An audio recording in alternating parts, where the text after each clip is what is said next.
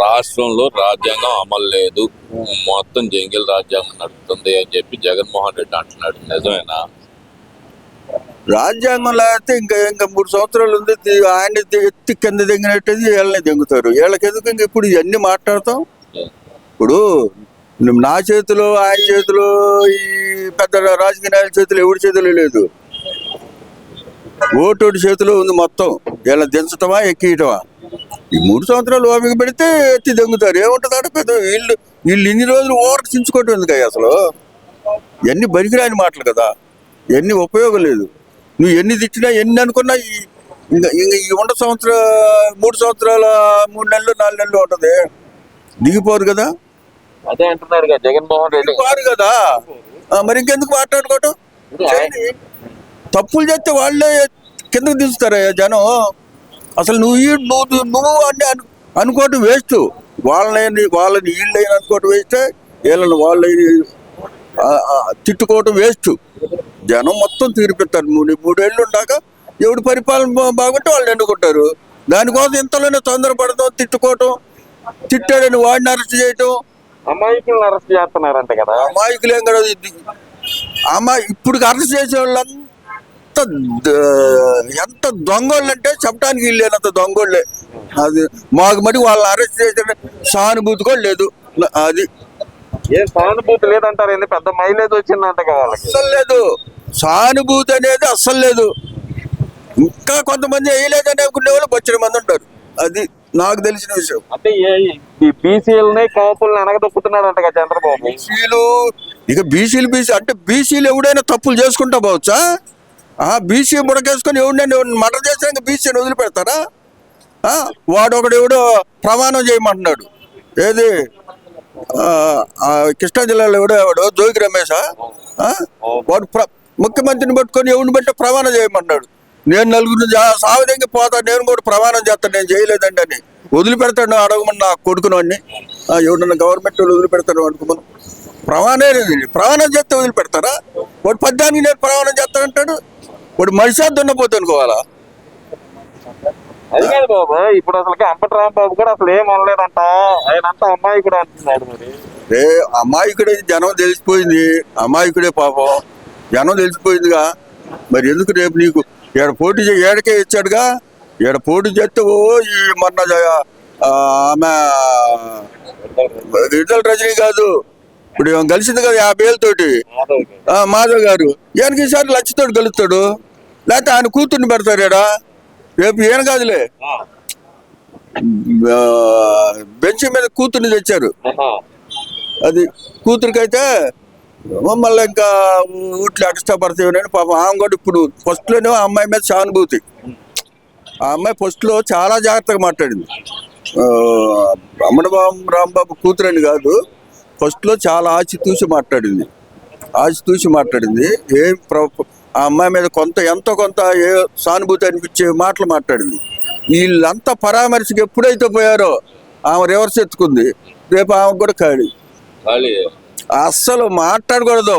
ఆమె తెచ్చుకున్న సానుభూతి అనవసరంగా నా కొడుకులు పరామర్శకు వచ్చి ఆ అమ్మాయికి వచ్చే సానుభూతి కూడా పోయింది. అది అంతవరకు తెలుసు నాకు. ఇప్పుడు లేదు, అమ్మాయికి ఫస్ట్ లో సానుభూతి ఉంది. ఎందుకంటే అమ్మాయి ఏముంది, ఫస్ట్ లో మా నాన్నగారు ఏదో తప్పు చేశాడు, సారీ చెప్పాడు కదా, వదిలిపెట్టచ్చు కదా అని బతిలాడింది. దానికి అందరూ సార్ ఆ పానీలే, ఏమమ్మా తప్పు చేసినాడు, నేను ఒప్పుకున్నాడు కదా, ఇంకేముందిలే అనే సానుభూతి ఎలగొచ్చారు ఆ అమ్మాయి మీద.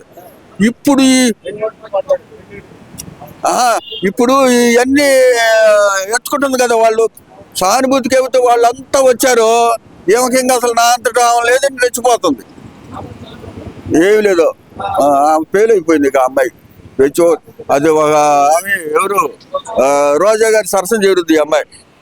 అది రోజా గారి సరసన చేరుద్ది అంతే, ఏమి లేదు. సానుభూతి అంటే ఎప్పుడైనా ఒకరిని తిట్టకుండా ఒకరిని మాట అనకుండా తెచ్చుకోవాలి. సానుభూతి అనేది ఎవరిని ఒక మాట అనకుండా తెచ్చుకోవాలి. సానుభూతి అనేది నువ్వు ఎట్టబడితే అట్ట మాట్లాడితే సానుభూతి ఎట్టవుతుంది? అది కాదు, పోయింది అమ్మాయిది కూడా.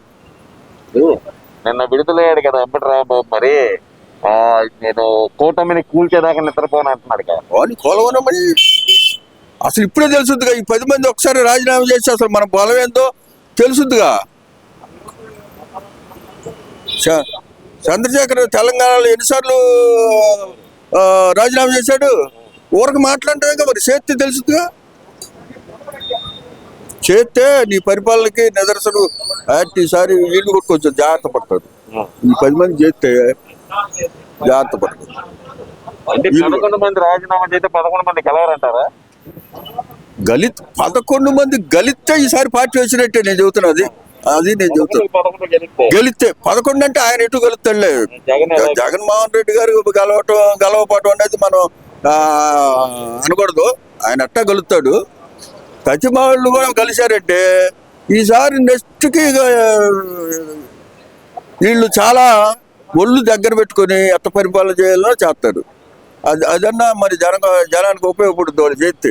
అట్లా చేయట్లేదు కూడా. మరి అసెంబ్లీకి ఎందుకు వెళ్ళలేదంటారు జగన్మోహన్ రెడ్డి గారు? వెళ్ళకపోతే ఏముంది అసలు? పద్దానికి వాడికి అసెంబ్లీకి రావాలి, అసెంబ్లీ వీళ్ళు అంటాం ఎందుకు?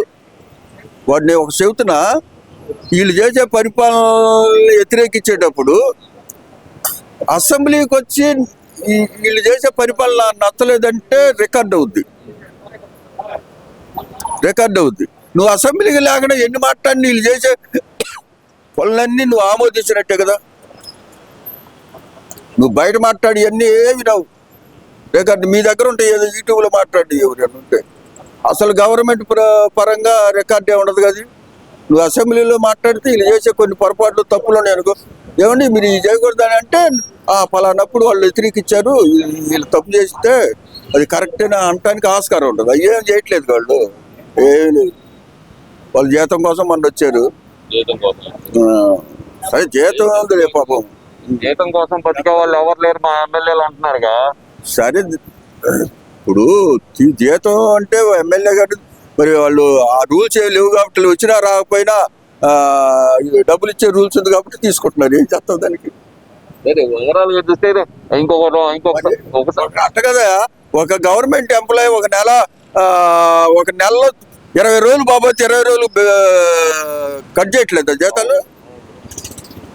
మరి వాళ్ళకి తెలియదు పరిపాలన, వాళ్ళ మీద పరిపాలన వీళ్ళే కదా చేసేది. మరి మనం ఆడ పోకుండా మనం అటెండ్ తీసుకుని వాళ్ళకి తెలియాలా? ఇప్పుడు కళ్ళు మూసుకున్నారు, 2 సంవత్సరాలు అయిపోయింది, మళ్ళీ కళ్ళు మూసుకొని 3 సంవత్సరాలు అయిపోయింది నేను వచ్చేస్తాను అంటున్నాడు కదా. మరి కానీ ఆడికి వచ్చేది వస్తారు వస్తే పానీ చేయని ఎవరు కాదన్నారు.